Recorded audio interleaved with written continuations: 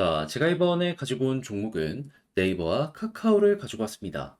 일단 네카오, 제가 계속해서 금리랑 연결해서 이 종목 봤으면 좋겠다, 꾸준하게 말씀드리고 있죠. 그런데 그 모습은 오늘도 바뀌지 않습니다. 오히려 지금이 어떻게 보면 확실하게 기회일 수도 있겠다라고 생각을 하는 이러한 제가 보는 근거들 여러분들께 말씀드리고 싶어요. 좀 어떻게 보면 안 달랐다라고도 볼 수 있을 것 같은데, 자, 제가 어떤 것 때문에 이 두 종목에 대해서 지금 굉장히 긍정적으로 말씀을 드릴 수가 있는지 여러분들 알아두시면 좋을 내용 하나씩 풀어보도록 하겠습니다. 들어보시고 도움 된다면 구독과 좋아요, 알림 설정 한 번씩 눌러주시면 감사드리겠습니다. 자, 일단 가장 먼저 제가 꾸준하게 네이버, 카카오 봤으면 좋겠다라고 말씀을 드리는 근거가 뭡니까? 이 종목들은요, 기본이 기술주예요. 그리고 미래 배율을 어느 정도 끌고 오고 있는 성장주죠. 한마디로 주가 대비 실적은 좀 아직까지는 아쉽다라는 겁니다. 그런데 이제 이러한 부분이 한국만 있는 게 아니라 해외도 계속해서 있기 때문에 보이지 않는다라고 해서 그게 없는 게 아니라 인정하면서 어느 정도 감안을 하면서 봐야 된다라는 것이죠. 아무튼 뭐 이런 건 이런 부분인데, 근데 여기에 가장 큰 영향력을 미치는 게 무엇이다? 결국에 이제 유동성이고, 이 유동성에 영향을 미치는 게 결국엔 금리, 그 중에서도 미국이 핵심이다 라고 생각을 할 수가 있는데, 근데 이제 최근에 어떤 소식이 들려오고 있냐면요. 제가 꾸준하게 지금 금리 인상 확률 다뤄드리면서 여러분들께 말씀드리고 있는데, 현재 올해에 금리 동결의 확률은요, 끊임없이 95% 이상에서 유지가 되고 있는 걸 확인을 할 수가 있습니다. 그런데 올해만이 아니라 한 번 쉬었다가 내년에 금리 인상하면 어떻게 하냐라고 할 수 있을 거 아니에요. 근데 내년에 현재까지 1월 달부터 시작을 해서 금리 동결에 대한 확률 딱 보면요. 90% 이상에서 유지가 되는 모습 확인할 수 있고요. 그리고 내년 5월 달에 금리를 인하할 확률을 보잖아요. 그럼 현재 몇 프로에 대해서 시장에 반응하고 있는지 이걸 좀 살펴보도록 하자면 정확하게 그래도 과반 이상은 인하에 대한 확률이 높아지고 있다라는 걸 확인할 수 있습니다. 이 데이터는 어디서 볼 수 있냐면 시카고 상품거래소 페드워치 연방기금 금리 선물 시장에서 이러한 퍼센테이지가 유지가 되고 있다라고 여러분들이 봐주시면 될 것 같습니다. 현재 이 시장에 있는 플레이어들은 이렇게 현재 배팅을 하고 있다라고 참고를 하시면 될 것 같네요. 아무튼 그렇다 보니까 벌써부터 인하에 대한 이야기가 나와. 그리고 인하를 시작하면 내년에만 맥시멈 4번 정도 금리 인하를 할 수도 있어? 라는 부분이 계속해서 떠오르다 보니까 이게 시장에 지금 긍정적인 작용을 하고 있다라고 생각을 하시면 되거든요. 네이버 카카오는 여기에 최대 수혜를 받고 있는 이런 핵심 테마를 가지고 있다라고도 볼 수 있고, 근데 이제 이렇게만 말씀드리면 그럼 개인들만 그렇게 움직이는 거 아니냐라고 할 수 있을 거 아니에요. 자, 보이시죠? 헤지펀드는 이미 피벗에 베팅하고 있다. 피벗이 고점을 찍고 떨어진다라는 부분이거든요. 예, 금리 인하, 피벗, 금리가 이제 빠질 부분이 보여질 가능성이 높고 헤지펀드는 여기에 베팅을 하고 있는 상황이다. 이렇게 보여진다라는 것이죠. 그러니까 이러한 부분들은 그냥 개인들이 설레발쳐서 이렇게 하는 게 아니라 기관 쪽에서 우선적으로 이걸 보고 만들어가고 있는 추세다라고 생각을 하시면 된다라는 겁니다. 자, 그럼 이제 이러한 상황에서 우리가 추가적으로 봐야 될 건 뭘까요? 현재의 분위기가 꾸준하게 유지되는지, 유지가 안 되는지, 이게 핵심이지 않겠습니까? 자, 그랬을 때 여러분들이 봐야 되는 핵심 지표는 뭐냐 하면, 결국 금리는 물가이기 때문에 물가의 핵심 데이터라고 볼 수 있는 소비자 물가 지수, 그리고 생산자 물가 지수, 그리고 30일, 그러니까 우리 오늘 잠자면 발표되는 개인 소비 지출까지.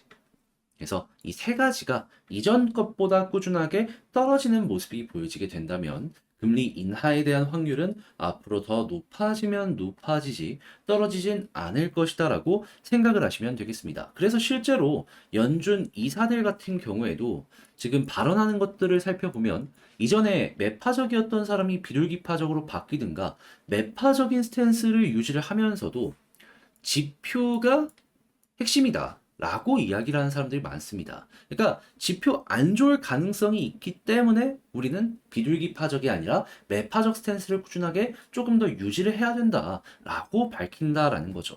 그런데 계속 좋으면 이것도 다 꺼지는 거고 다 이제 비둘기파로 바뀌게 될 것이다 라는 겁니다.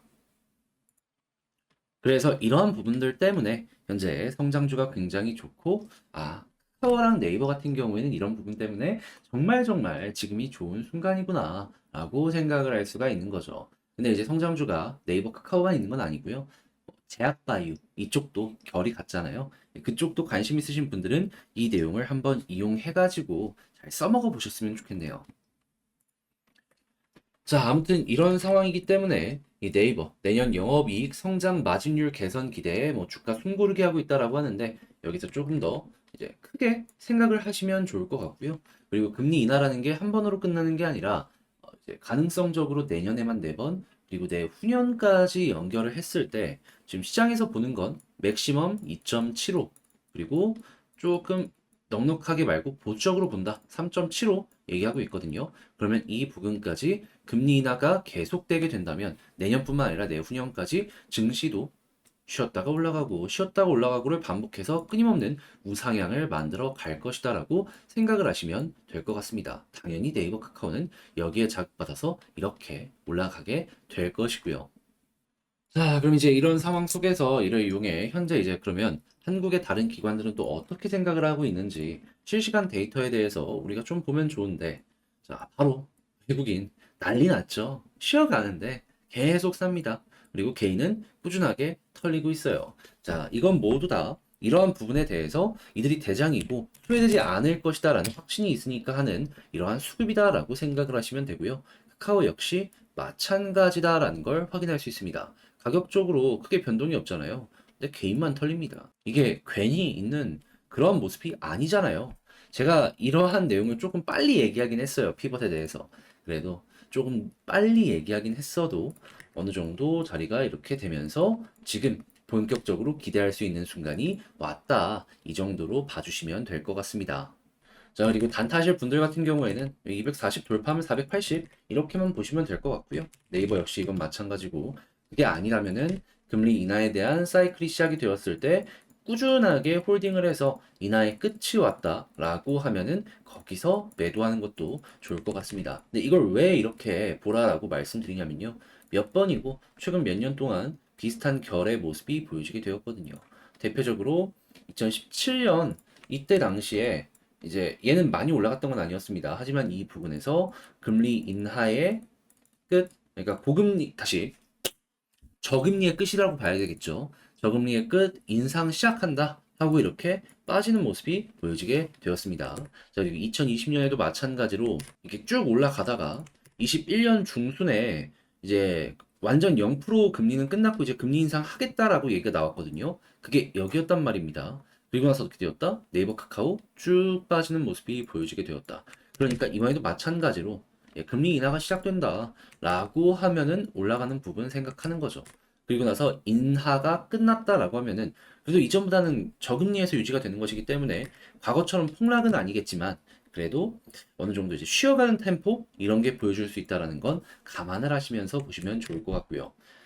자, 그러면 이렇게 해가지고 지금 봤던 걸 바탕으로 총정리 한번 하면서 영상을 마치도록 하자면, 일단 첫 번째 나오고 있는 뉴스를 놓고 봤을 때 다들 금리 인하를 생각을 하면서 유동성으로 인한 성장주 상승을 노려보고 있다.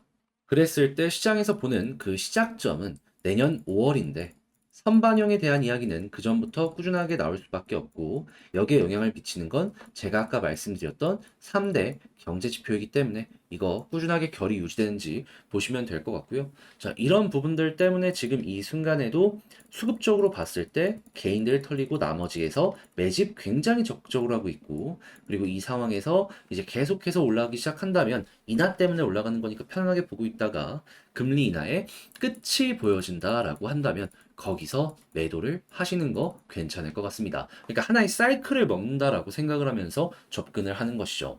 보통 그리고 이 사이클 보면은 1년 이상이 예고가 되어 있잖아요. 그러면 굉장히 달달할 것이다라고 생각을 합니다. 대신에 이제 이런 게 싫다, 이렇게 길게 끄는 게 싫다 하신다면은 그냥 240 돌파하면 480 그것만 생각하고 그냥 단타하시면 될 것 같습니다. 저는 개인적으로 이렇게 큰 거 먹는 걸 좋아해서 요 사이클을 지금 노려보는 게 저는 베스트 같아 보인다. 그리고 이렇게 해서 올라가면은 한 4, 50%는 무난할 거 아니에요. 뭐 잘하면 100% 이상도 나오게 될 거고. 그러면 1년 반에서 100% 이상이라고 하면은 지금 금리가 조금 올랐다라고 하더라도 은행에다가 그돈 맡겨갖고 이자 받고 세금 내고 하면은 그냥 2년 기준으로 한다라고 하더라도 한 6% 나오나요? 세금 다 낸다는 가정하에 5%? 이게 훨씬 낫지 않나요? 대기업이라 뭐 망할 걱정이나 이런 것들도 없고. 아무튼 그래서 저는 성향상 이게 맞아서 여러분들께 이렇게 소개를 해드린다라고만 알아주시면 될 것 같네요. 자, 그래서 영상 이렇게 마치도록 하고요. 도움이 되었다면 구독과 좋아요, 알림 설정 부탁드리고요. 자, 그리고 11월 오늘 마지막 날인데 여러분들 즐거운 한 달 되셨길 바라며 이제 다음 달이 마지막이잖아요, 올해. 그래서 여러분들 마지막으로 화이팅 하시길 바라며 연말 잘 보내셨으면 좋겠습니다. 자, 이상 주식 정리해드리는 주정남이었고요. 여러분들 끝까지 시청해 주셔서 감사드립니다.